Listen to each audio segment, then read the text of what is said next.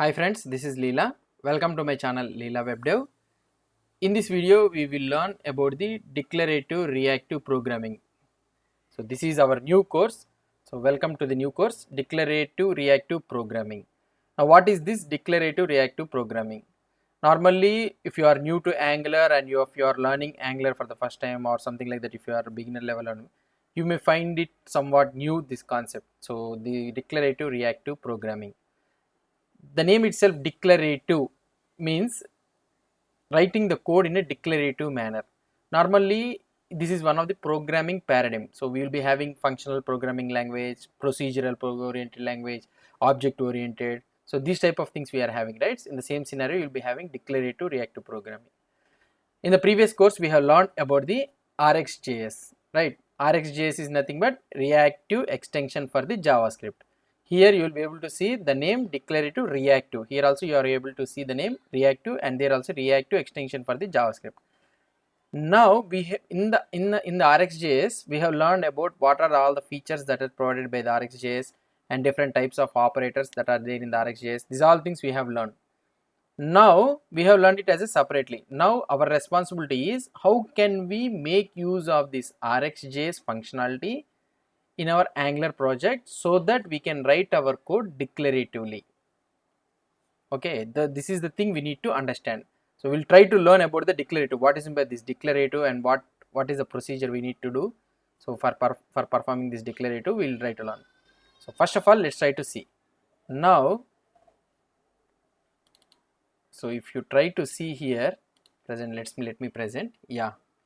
Now, if you are new to Angular, the term declarative reactive programming might find a little bit confusing. So as we already discussed, so if you are coming for first time learning Angular means, if you are beginner means, then you will be able to learn know about this very rare. Now before learning this declarative reactive programming, we need to know about the opposite of this declarative. So which we normally write regularly, the way of coding what we write in Angular normally, that is nothing but a imperative reactive programming. So this is both are contrast to each other. Now if you are learning about this declarative reactive programmings, the code what we are writing right now, so should have a name. That name is nothing but imperative reactive programming.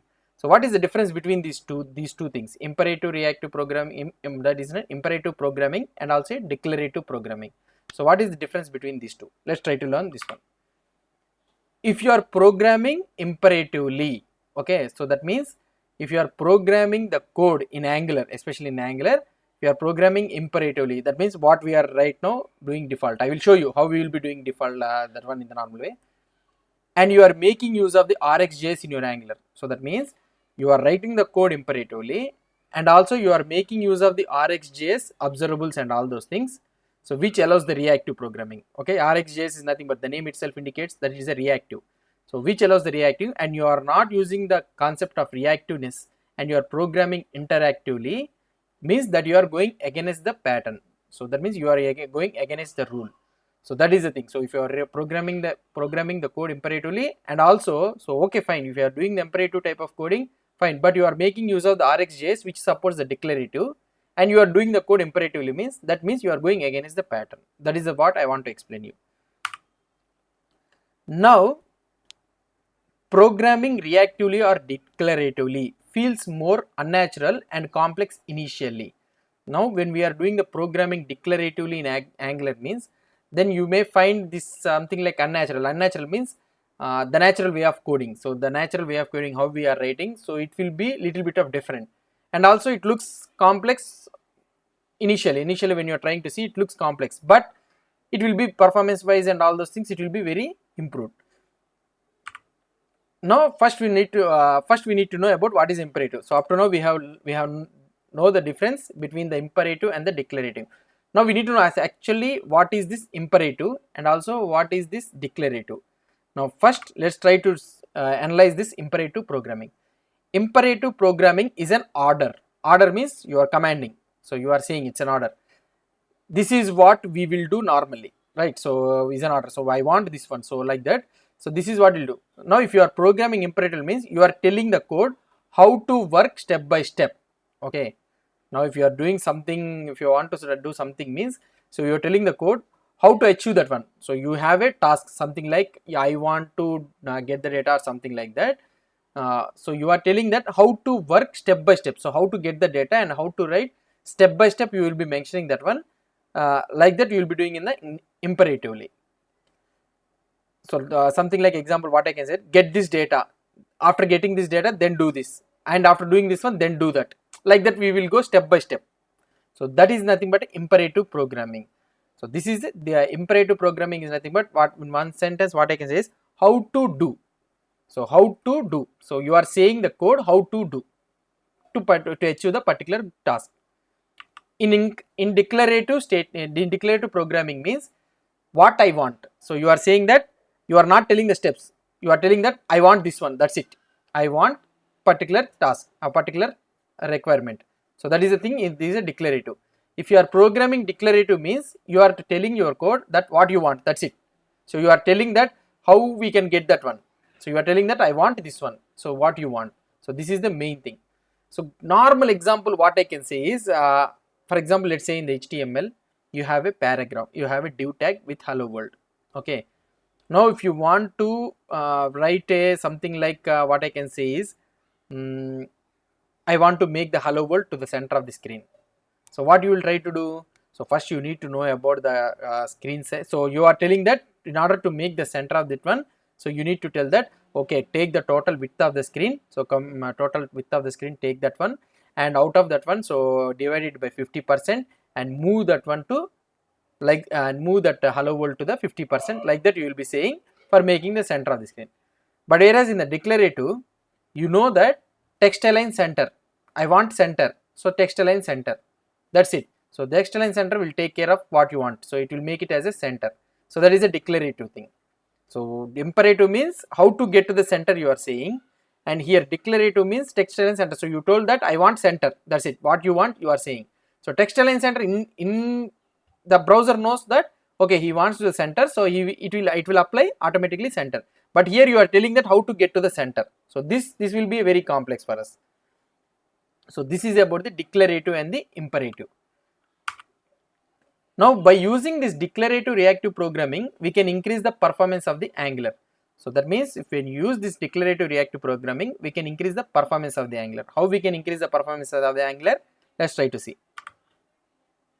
One thing what I can say is, if you are using how can you say that Angular code, so you are using imperative or declarative, something like that means, one blindly what I can say is, if you are using subscribe in the Angular means, then you are pulling data out of the stream. So that means out of the observable stream, when you do the subscribe, you are pulling the data out of the stream.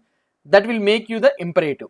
So you are getting the data what to do. So that is make a imperative. So wherever you are using .subscribe in your Angular project means, then you are converting that code into an imperative. So that is the main thing you can remember. Normally what you will do, so in order to get the data for an observable, you will subscribe to that observable. So if you subscribe to an observable, you will get the data. Now if you subscribe to an observable, it is your responsibility that you need to unsubscribe to it.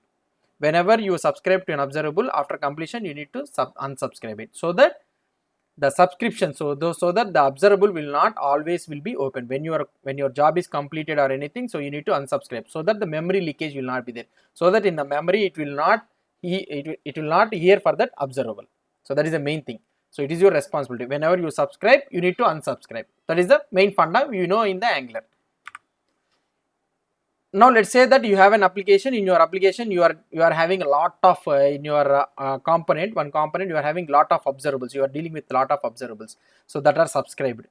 And now what will happen is, one case when you go to the case and all those things, so it will be tedious for you to take each one, declaring one variable, unsubscription variable, and unsubscribing that in ng destroy. So it will become a tedious for you. So the code will become very, very large, and wherever you are subscribing you need to unsubscribe again.